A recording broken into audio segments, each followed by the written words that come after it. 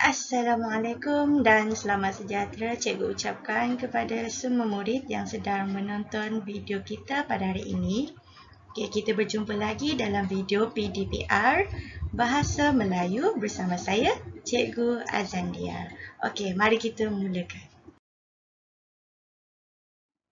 Untuk pengetahuan murid-murid, kita masih berada dalam tema 4 iaitu kebudayaan kita. Okey, mari kita tengok apa tajuk yang kita akan belajar pada hari ini. Murid, hari ini kita akan belajar unit 11, kesenian dihargai. Tajuknya ialah uniknya rumah kutai. Okey, ikut bersama-sama cikgu. Uniknya rumah kutai.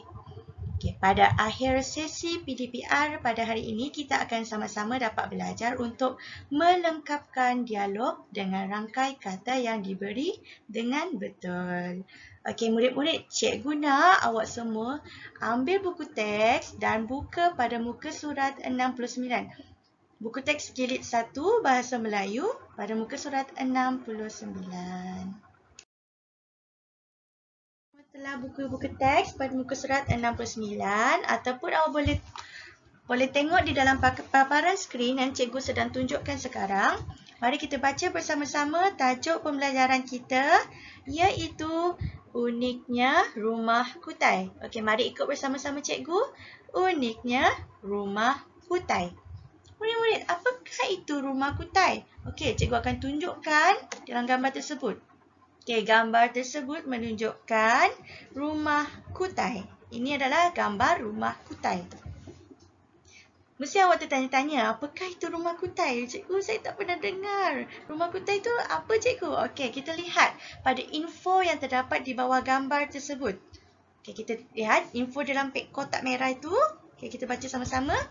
Rumah kutai ialah rumah tradisional Melayu di Perak. Rumah ini banyak terdapat di daerah Kuala Kangsar, Perak Tengah dan Hilir Perak. Okey, apa tadi? Rumah kutai merupakan rumah tradisional bagi masyarakat Melayu di negeri mana? Okey, di negeri Perak. Okey, rumah ini banyak terdapat di daerah-daerah seperti Kuala Kangsar, Perak Tengah dan Hilir Perak. Cikgu nak awak baca pada idea tersurat yang pertama. Okey, seperti yang cikgu tunjukkan sekarang. Kita baca bersama-sama. Rumah kutai diperbuat daripada kayu dan dindingnya daripada anyaman buluh.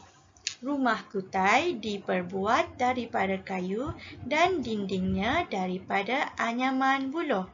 Okey, kita lihat pada gambar tersebut, jelas sekali rumah kutai dibina daripada bahan-bahan seperti kayu-kayu dan juga buluh. Kita lihat, dinding rumah kutai diperbuat daripada anyaman buluh. Okey, awak boleh lihat dengan jelas seperti dalam gambar yang cikgu sedang tunjukkan sekarang. Murid-murid, kita lihat pada idea tersurat yang kedua. Bumbung rumah ini menggunakan atap daun rumbia yang dianyam dengan cantiknya. Okey, kita ulang lagi sekali. Bumbung rumah ini menggunakan atap daun rumbia yang dianyam dengan cantiknya. Okey, apakah itu daun rumbia? Okey, gambar yang cikgu tunjukkan sekarang ialah daun rumbia. Daun rumbia yang telah dikeringkan, dianyam dan dikeringkan. Daun ini digunakan sebagai atap di atas rumah tersebut. Murid-murid, kita lihat pada idea tersurat yang ketiga. Okey, rumah ini bertiang tinggi.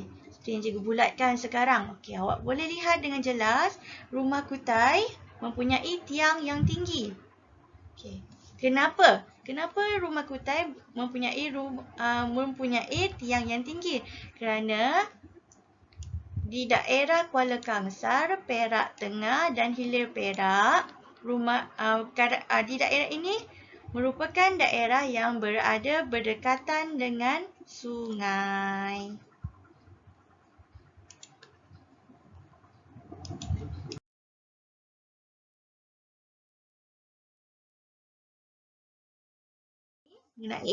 Ada tersurat mengenai Unitnya rumah kutai. Sekarang kita akan belajar pada bahagian di bawah pula, iaitu petikan dialog. Dialog ini menunjukkan perbincangan di antara Yahya dan kawan-kawannya. Kita akan baca bersama-sama. Kawan-kawan, ini rumah apa? Ini rumah kutai. Mengapakah rumah ini diperbuat daripada kayu dan dindingnya daripada anyaman buluh? Pada pendapat saya, rumah itu diperbuat daripada kayu dan dindingnya daripada anyaman buluh kerana bahan itu mudah diperoleh di Perak. Bumbung rumah ini menggunakan atap daun rumbia. Oleh itu, suasana di dalam rumah akan... Kenapa bumbung tersebut diperbuat daripada daun rumbia? Kenapa?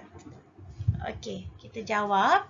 Oleh itu, suasana di dalam rumah akan berasa nyaman dan selesa.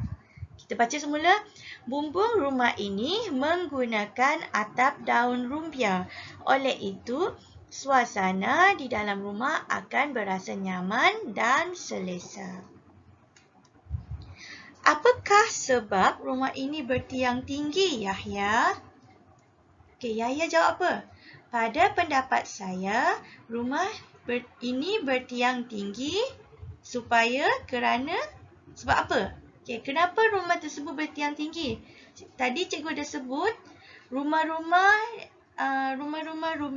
rumbia banyak terdapat di sekitar Kuala Kangsar, Perak Tengah dan Hilir Perak, di mana rumah-rumah ini berada di tepi sungai.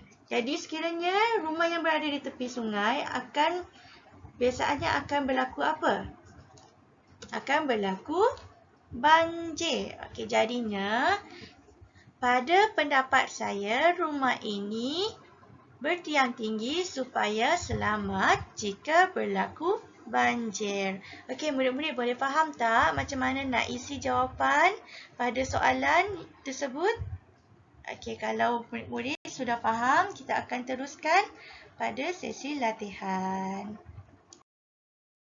Seterusnya, kita berada pada segmen latihan. Okey, cikgu nak awak buka buku aktiviti Bahasa Melayu tahun 2, jilid 1 pada muka surat 77 dan 78. Ingat, itu adalah latihan yang kita akan buat pada hari ini. Baiklah murid-murid, sekarang buka dulu buku aktiviti pada muka surat 77 sama seperti yang cikgu telah tunjukkan pada paparan skrin tersebut. Okey, baiklah murid-murid. Latihan pada hari ini pada muka surat 77, cikgu akan terangkan sedikit mengenai rumah panjang dan juga cara untuk melengkapkan dialog tersebut. Okey, kita lihat. Tajuknya ialah rumah panjang. Okey, rumah panjang merupakan rumah tradisional masyarakat Iban di negeri Sarawak. Kita akan lihat pada gambar yang pertama. Okey, rumah panjang merupakan rumah yang luas dan panjang. Rumah yang luas dan panjang. Okey, rumah yang luas akan memberikan keselesaan kepada penghuninya. Okey, rumah yang luas dan panjang akan menjadikan kita selesa. Okey, yang kedua, rumah panjang beratap daun rumbia. Beratap daun rumbia. Okey, daun rumbia tadi kegunaannya untuk apa? Untuk memastikan rumah dalam keadaan udara yang nyaman. Udara nyaman. Okey, yang ketiga, rumah panjang berkongsi ruang tamu. Berkongsi ruang tamu. Okey, kalau kita berkongsi ruang tamu, maka kita akan menjamin hubungan mesra di antara sesama penghuni. Okey, contohnya ruang tamu, kalau di Sarawak kita panggil ruang tamu ini ialah ruai rumah. Ruai rumah. Yang seterusnya, Okey, setiap rumah panjang di Sarawak mempunyai tuai rumah. Okey, tuai rumah merupakan ketua bagi rumah panjang. Setiap rumah panjang mempunyai tuai rumah. Okey, kenapa perlu ada tuai rumah? Untuk memastikan kehidupan tenteram. Okey, tuai rumah akan menjaga keselamatan dan kebajikan para penduduk di dalam rumah panjang. Seterusnya kita akan baca petikan dialog bersama-sama. Petikan dialog ini merupakan dialog di antara Bidin dan Saloh. Kita baca sama-sama. Selamat sejahtera Saloh. Luas dan panjangnya rumah kamu ini. Mengapakah rumah ini luas dan panjang? Rumah ini luas dan panjang supaya penghuninya isi tempat kosong. Pada pendapat kamu, mengapakah rumah ini beratap daun rumbia? Murid-murid, kita lihat kita gariskan luas dan panjang. Luas dan panjang. Okey, cari balik rangkai kata yang terdapat di atas tersebut. Okey, yang mana tunjuk luas dan panjang? Okey, pastinya yang nombor 1 ni. Okey, kenapa luas dan panjang? Sebab apa kena luas dan panjang? Supaya untuk menjamin keselesaan. Untuk menjamin selesa. Okey, rumah ini, awak boleh tulis rumah ini luas dan panjang supaya penghuninya berasa selesa. Faham tak di sini? Okey, murid-murid kena gariskan dulu kata kunci luas dan panjang dan kita akan cari apa jawapan di belakangnya supaya penghuninya berasa selesa. Teruskan. Pada pendapat kamu, mengapakah rumah ini beratap daun rumbia? Okey, Bidin menjawab, pada pendapat saya, rumah ini beratap daun rumbia. Okey, isi tempat kosong. Okey, kenapa rumah ini beratap daun rumbia? Okey, kita gariskan dulu beratap daun rumbia. Mana? Okey, carikan di atas mana beratap daun rumbia. Okey, pastinya yang nombor 2, beratap daun rumbia supaya udara nyaman. Okay, awak boleh tulis di situ. Pada pendapat saya, rumah ini beratap daun rumbia untuk memastikan udara nyaman di dalam rumah panjang. Ataupun awak boleh tulis ringkas-ringkasnya, rumah ini beratap daun rumbia supaya udara nyaman. Okay. Boleh faham tak murid-murid? Okay, kita teruskan yang ketiga. Hubungan kami mesra kerana kami boleh apa?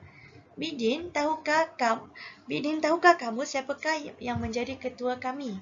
Okey, cikgu rasa awak boleh cari jawapan yang terdapat di atas ini. Okey, awak cari jawapan dan tulis kemas-kemas di dalam dialog tersebut. Okey, murid-murid. Rasanya semua sudah faham. Cikgu nak awak lengkapkan. Setelah siap, cikgu nak awak sambung latihan pada muka surat 78.